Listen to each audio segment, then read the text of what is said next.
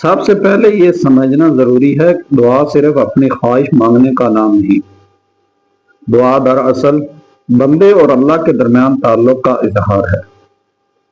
اللہ تعالیٰ قرآن مجید میں فرماتا ہے، اور جب میرے بندے میرے بارے میں پوچھیں تو بے شک میں قریب ہوں، دعا کرنے والے کی دعا قبول کرتا ہوں جب وہ مجھے پکارتا ہے۔ یہ آیت ہمیں ایک بہت بڑی امید دیتی ہے۔ اللہ تعالیٰ نے یہ نہیں فرمایا کہ صرف بڑے نیک لوگ مجھے پکاریں، بلکہ فرمایا میں قریب ہوں، یعنی آپ ٹوٹے ہوئے دل کے ساتھ بھی اللہ کو پکار سکتے ہیں۔ آپ اپنی زبان میں دعا کر سکتے ہیں، آپ اپنی پریشانی بیان کر سکتے ہیں، آپ اپنے آنسوؤں کے ساتھ اللہ کے سامنے بیٹھ سکتے ہیں، کیونکہ اللہ ہمارے دلوں کا حال جانتا ہے۔ تہجد کا وقت، جب دنیا سو رہی ہو، دعا کے بہترین اوقات میں سے ایک رات کا آخری تہائی حصہ ہے۔ صحیح احادیث میں آتا ہے کہ رات کے آخری حصے میں اللہ تعالیٰ کی رحمت اور قرب کا خاص معاملہ ہوتا ہے، اور بندوں کو دعا، سوال اور استغفار کی طرف متوجہ کیا جاتا ہے۔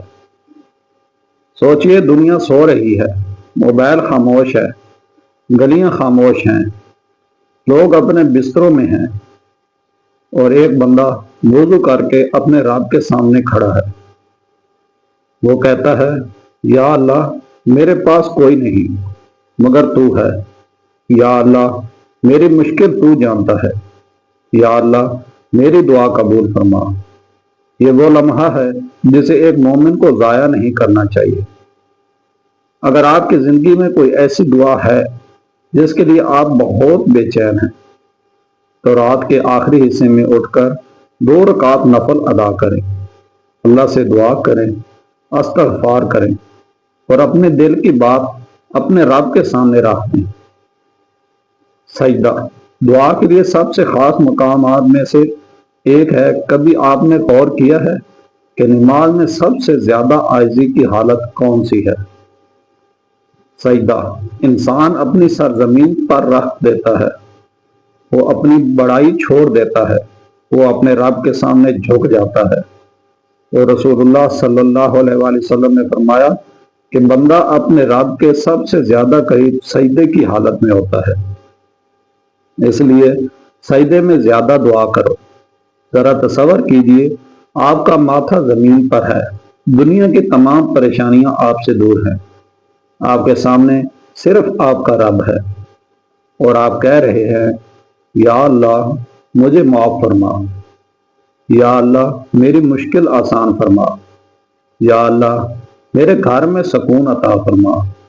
یا اللہ، میرے رزق میں برکت دے۔ یا اللہ، میرے دل کو ہدایت دے۔ یہ وہ لمحہ ہے جہاں انسان کو اپنی دعاؤں میں عاجزی پیدا کرنی چاہیے۔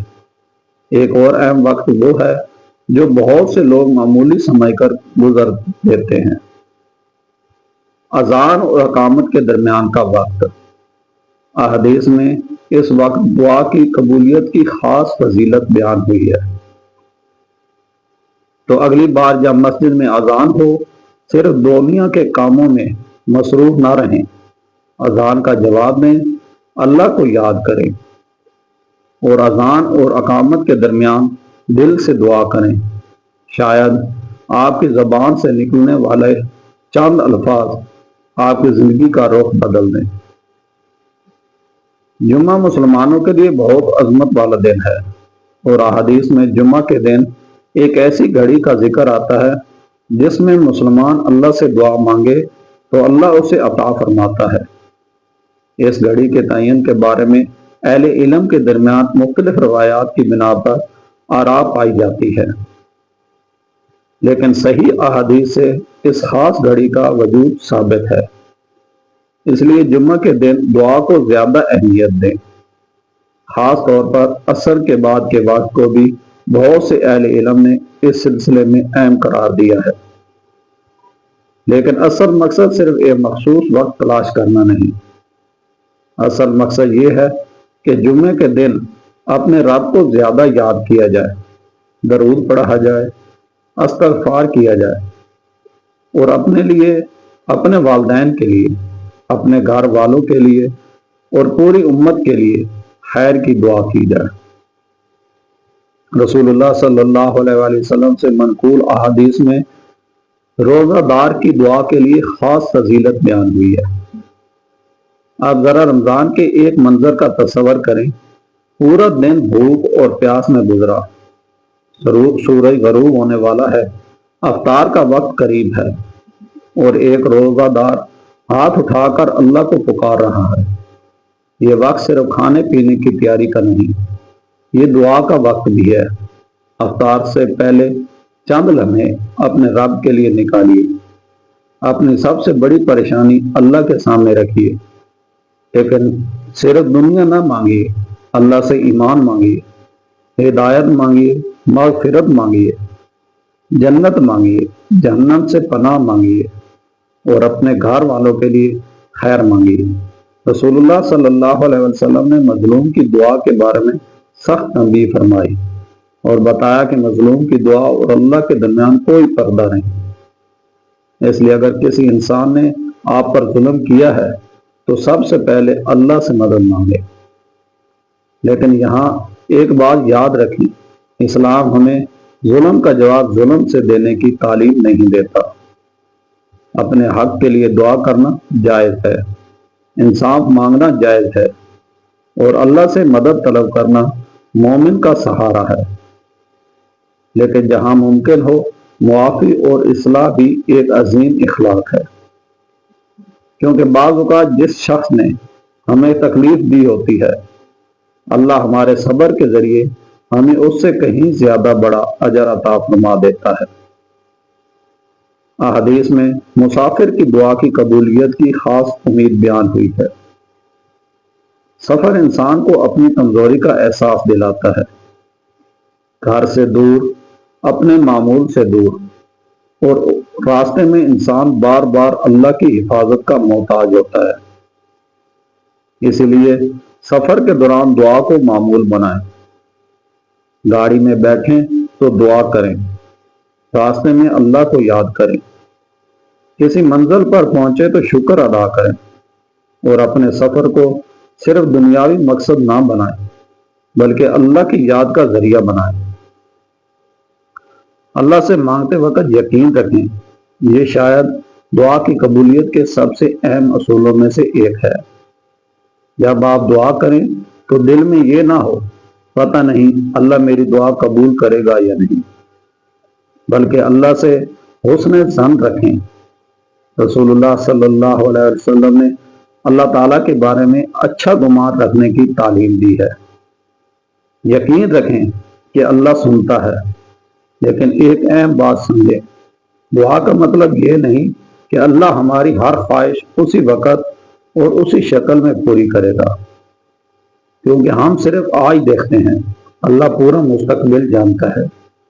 ہم صرف اپنی خواہش جانتے ہیں، اللہ جانتا ہے کہ ہمارے لیے حقیقت میں کیا بہتر ہے۔ اگر دعا دیر سے قبول ہو تو یہ وہ سوال ہے جو شاید سب سے زیادہ لوگوں کے دل میں ہوتا ہے۔ میں اتنے عرصے سے دعا کر رہا ہوں، پھر بھی میری دعا قبول کیوں نہیں ہوئی؟ یہاں ہمیں مایوس نہیں ہونا چاہیے۔ رسول اللہ صلی اللہ علیہ وآلہ وسلم نے دعا کے بارے میں جلد بازی سے منع فرمایا، یعنی بندہ دعا کرتا رہے اور پھر یہ کہنے لگے میں نے دعا کی لیکن قبول نہیں ہوئی، اور پھر دعا چھوڑ دے، یہ رویہ درست نہیں۔ کبھی اللہ تعالیٰ ہمیں وہ چیز عطا کرتا ہے جو ہم مانگتے ہیں، کبھی کسی مصیبت کو دور کر دیتا ہے، اور کبھی ہماری دعا کا اجر آخرت کے لیے محفوظ کر دیتا ہے۔ اس لیے مومن کی دعا ضائع نہیں جاتی۔ فرض کریں ایک بچہ اپنے والد سے کوئی چیز منگاتا ہے، بچہ سمجھتا ہے کہ یہی چیز اس کے لیے ضروری ہے، لیکن والد جانتا ہے کہ اگر ابھی یہ چیز دے دی گئی تو بچے کے لیے نقصان ہو سکتا ہے۔ کیا والد کا انکار اس بات کی دلیل ہے کہ وہ بچے سے محبت نہیں کرتا؟ نہیں۔ اسی طرح اللہ تعالیٰ ہمارے بارے میں ہم سے کہیں زیادہ جانتا ہے۔ کبھی ہم کسی چیز کے لیے روتے ہیں اور کچھ عرصے بعد ہمیں معلوم ہوتا ہے کہ اچھا ہوا وہ چیز نہیں ملی۔ کبھی ہم کسی راستے کے بند ہونے پر پریشان ہوتے ہیں اور کچھ عرصے بعد اللہ ہمارے لیے اس سے بہتر راستہ کھول دیتا ہے۔ اس لیے دعا کرتے وقت صرف یہ نہ کہیں یا اللہ مجھے یہی چیز دے، بلکہ یوں بھی کہیں یا اللہ اگر یہ میرے حق میں بہتر ہے تو مجھے عطا فرما، اگر بہتر نہیں تو اسے مجھ سے دور فرما اور میرے لیے اس سے بہتر فیصلہ فرما۔ یہی توکل ہے۔ اب ایک بہت اہم بات، کبھی انسان دعا کرتا ہے لیکن اپنی زندگی میں ایسی چیزیں اختیار کیے ہوتا ہے جو دعا کی قبولیت میں رکاوٹ بن سکتی ہیں۔ رسول اللہ صلی اللہ علیہ وآلہ وسلم نے ایک ایسے شخص کا ذکر فرمایا جو سفر میں ہے، پریشان حال ہے، ہاتھ آسمان کی طرف اٹھاتا ہے اور دعا کرتا ہے لیکن اس کا کھانا حرام، پینا حرام، لباس حرام اور پرورش حرام سے ہوئی۔ تو نبی صلی اللہ علیہ وسلم نے فرمایا، سوال کیا کہ اس کی دعا کیسے قبول ہو؟ یہ حدیث ہمیں بہت بڑی حقیقت بتاتی ہے۔ اس لیے اگر ہم دعا کی قبولیت چاہتے ہیں تو صرف ہاتھ اٹھانا کافی نہیں، اپنے معاملات بھی درست کرنے ہوں گے۔ حلال کمائی، سچائی، نماز، توبہ، حقوق العباد، والدین کے حقوق اور دل کی اصلاح۔ میرے عزیز بھائیوں اور بہنوں، اگر آج آپ کی کوئی دعا پوری نہیں ہوئی تو مایوس نہ ہو سکتا ہے آپ کا رب آپ کو اس سے بہتر چیز دینے کی تیاری کر رہا ہو سکتا ہے وہ کسی آنے والی مصیبت کو آپ سے دور کر رہا اور ہو سکتا ہے آپ کی دعا کا اجر اس دن کے لیے محفوظ کیا جا رہا ہو جب ہر انسان کو اپنے اعمال کی ضرورت ہوگی۔ اس لیے دعا چھوڑنا نہیں، رات کے آخری پہر دعا کریں، سجدے میں دعا کریں، اذان اور اقامت کے درمیان دعا کریں، جمعہ کے دن دعا کریں، روزے کی حالت میں دعا کریں، سفر میں دعا کریں اور سب سے بڑھ کر اللہ سے تعلق مضبوط کریں۔ اپنے زبان سے بھی دعا کریں اور اپنے عمل سے بھی اللہ کی طرف لوٹیں۔ اے اللہ، جو شخص یہ ویڈیو سن رہا ہے اس کی ہر جائز پریشانی دور فرما۔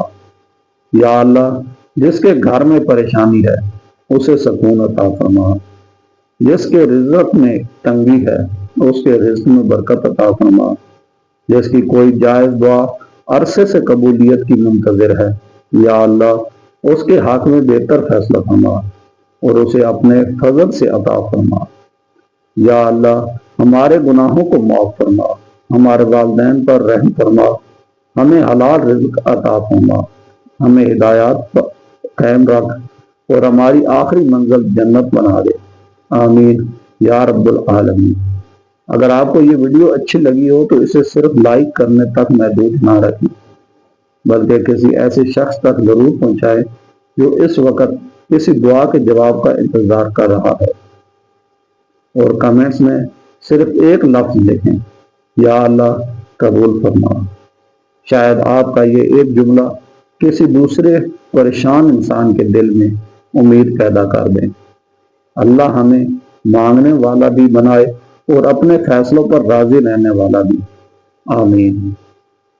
اگر آپ کو یہ ویڈیو پسند آئی ہو تو اسے ضرور لائک کریں، اپنے دوستوں کے ساتھ شیئر کریں اور ہمارے channel I am stories new کو سبسکرائب کرنا نہ بھولیں۔ السلام علیکم ورحمۃ اللہ۔